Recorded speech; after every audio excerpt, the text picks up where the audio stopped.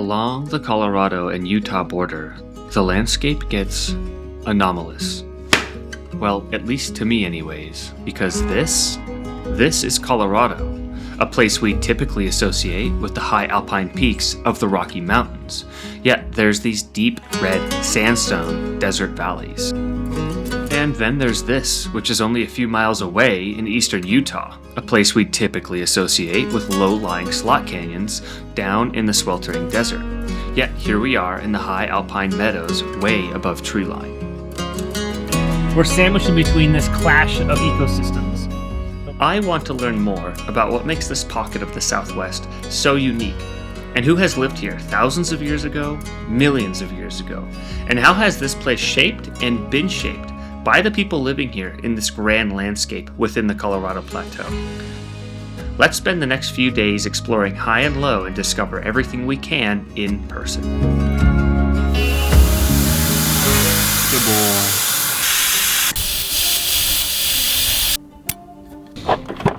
Up. Good boy. We've lost service. We're leaving civilization, but we are in canyon country. Overlanding through central western Colorado, I want to see these lesser known but jaw-dropping canyons that, despite growing up in the Southwest, I had never visited or really even heard of. But there is good reason for that. Despite holding 40% of the state's landmass, only 10% of the population lives here. Its incredibly dry and rugged terrain has resisted growing infrastructure for centuries, and the few towns that did rise were victim to boom and bust cycles of mining uranium and vanadium, making sustained growth and development nearly impossible. As we wind our way towards Gateway, Colorado, the first settlement on our route, the landscape feels much more stereotypically Utah.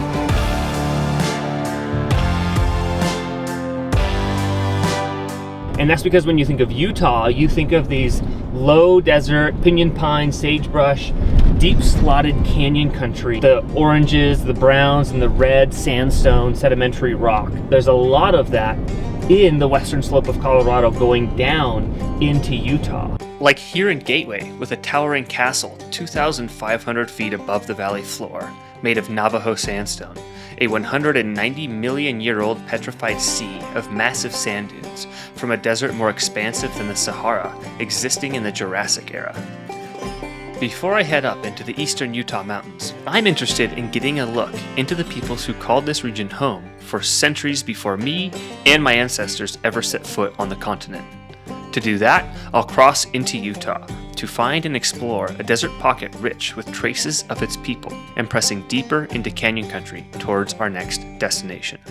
We're hiking down in the lowlands of southern Utah, not too far away from Moab, because I want to go find some spectacular evidence of Native American history, but also I want to experience that juxtaposition between the lowlands, where it's supposed to get around 100 degrees today, but we can also see up into the Sal Mountains.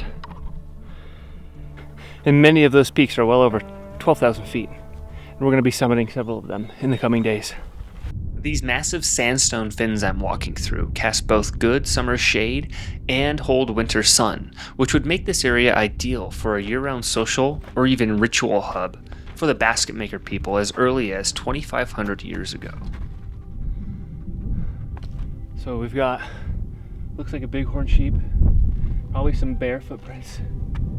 Some more sheep. These petroglyphs unfold for half a mile all along the base of this cliff, and often form fully realized scenes with zoomorphic and anthropomorphic figures.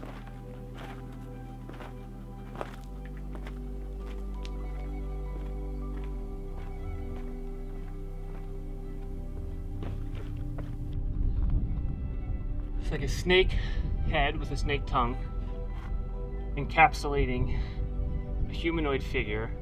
And the humanoid figure has ram horns, but then the snake has feet. I just think how cool it would be to know exactly what was going through the mind of the artist, but we'll never know.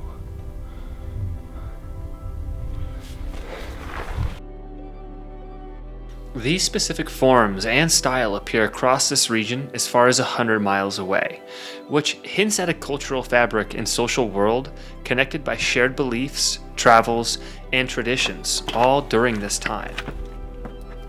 Scrambling further in this maze of fins and canyons, there were more secrets to find higher up and on top of them.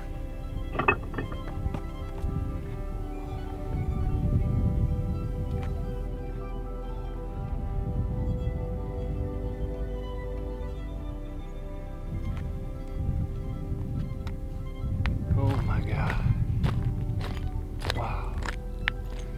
Look at this. I think this is perhaps an ancient observatory. This stone circle is clearly ancient, having weathered into the ground for centuries. There's a small opening to the south, and it was constructed so that the top was level despite being on a sloped surface. The view of the surrounding desert and up to our next location, the Sal Mountains, is absolutely phenomenal. You can see the staircase of sedimentary rock layers leading to the peaks, each packed with a chunk of history in the timeline of our planet. And there's one specific layer called the Navajo Sandstone I want to investigate on our way above treeline.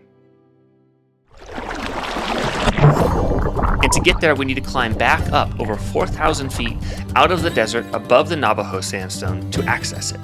The Entrada is high on my list because it's a Jurassic-era deposit made from tidal mudflats, sandy beaches, and dunes, which to me immediately paints this image of Jurassic-era dinosaurs tromping through and leaving their mark.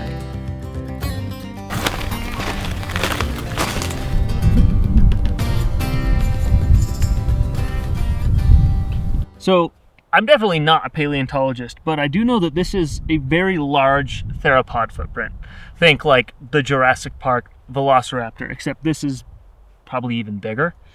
I think it would be cool to explore around and see if we can find more, like a full set of these footprints, get an idea of the gait, and that will help us creatively imagine just how big this thing was. You typically need more than footprints to tell specific species, but a general accepted size for the dino that left these is between 20 and 30 feet long. We keep going here.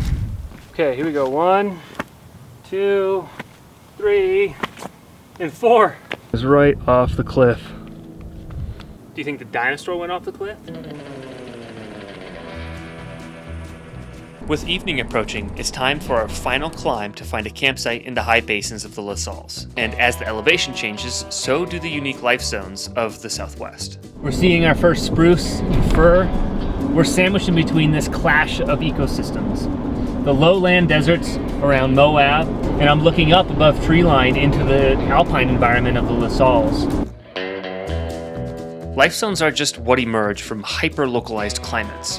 As we climb this mountain, the air cools by a few degrees every 1,000 feet, which will surrogate new and interesting plant and animal life, which I'm very interested to see in this towering island of alpine in the southwest sky. The Sal Mountains host one of only 3 true alpine tundra communities on the entire Colorado Plateau, and gaining access from the western aspect requires four-wheeling up incredibly rough roads through the Manti-La Salle forest.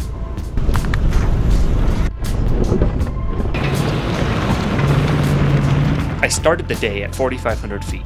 I'll find a campsite at a little over 10,000 feet, leaving yet another 2,000 feet for me to climb tomorrow.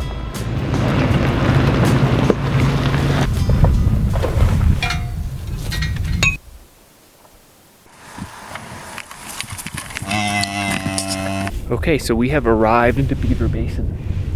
It's essentially this high alpine cirque that sits right at the foothills of all of the highest peaks in the northern range. This spot's going to give us really good access to start exploring them tomorrow.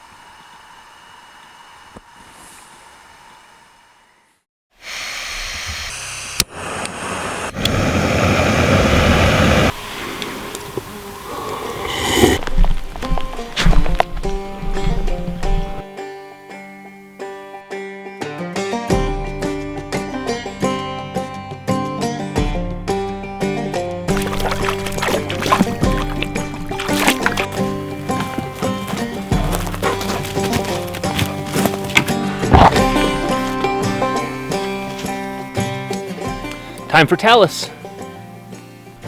The only reason this whole range jumps out of the desert is because they're what's called a laccolithic mountain. Think kind of like a volcano that never erupted. a massive bubble of magma rising from the mantle, lifting the layers above, but never truly piercing through to the surface. Once the bubble cooled and hardened, erosion stripped away the sedimentary layers, exposing the hard igneous core of the laccolith. And the result is this unique sky island where high elevation biodiversity is isolated far above the surrounding desert.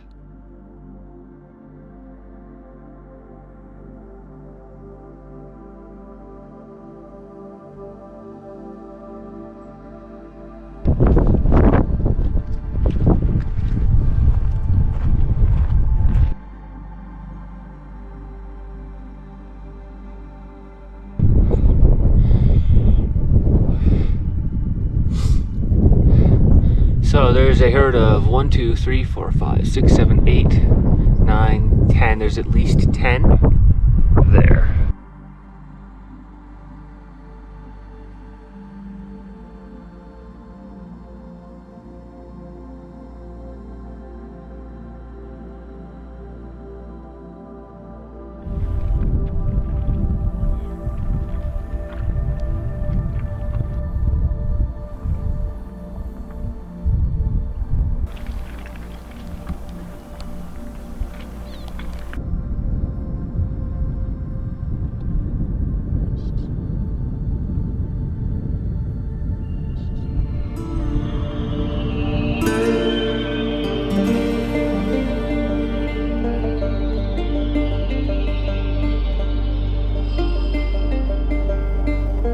This scene is just another anomaly to me, sitting amongst mountain goats resting and grazing the alpine, less than 10 miles from the canyon country desert, as the crow flies anyways.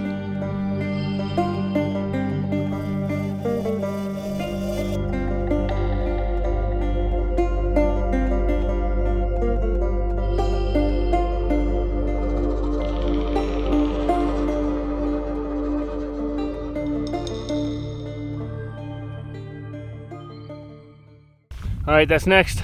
Quick weather check. Way off. We've got rain clouds. It's absolutely raining over there. It's pretty much raining all around us. And it's lightly sprinkling right now. Before the weather has a chance to kick me off these mountains, I want to attempt a few peaks for the full experience, which means fast scrambling up steep scree fields and over narrow ridgelines towards the highest summits. We're just gonna keep moving, but we are at 12,000 feet. We can see our next destination right over there. Cowboy's got the idea. We gotta just keep moving. Rain's coming in, and that is a big summit. That rain has kind of passed on beyond us, but it's still very dark, a little bit ominous, but it's already drying off on our final approach to the summit here. But I'm just excited to be up here. God, this feels good. We've left the scree field and now we're in some alpine meadows. Gorgeous.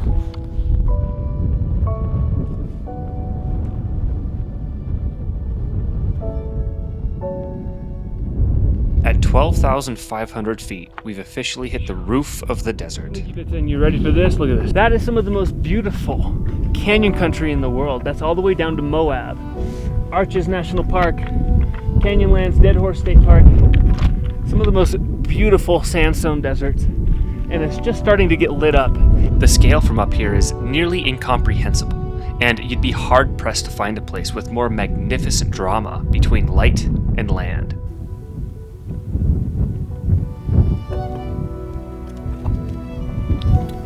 Good boy!